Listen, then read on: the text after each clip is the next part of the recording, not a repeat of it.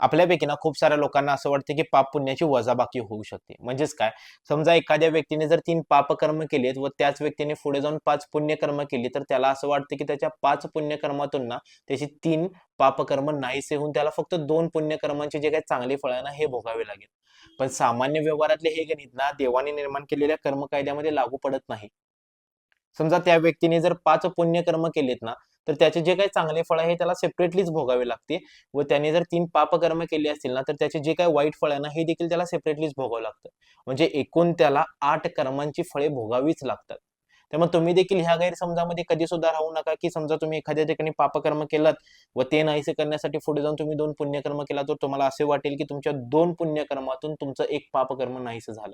असं कधी सुद्धा होत नाही. कारण कर्मांमध्ये ना फक्त बेरीजच होते. वजाबाकी कधी सुद्धा होत नाही. तर कर्म कशा पद्धतीनं कार्य करतं ना, हे या कर्मांचा सिद्धांत या बुकमध्ये सांगितलं गेलंय आणि आपण पुढे जाऊन याच्यावरती काही व्हिडिओज बनवणार आहोत. तोपर्यंत आपल्या चॅनलला सबस्क्राईब करा. शिवशंकर.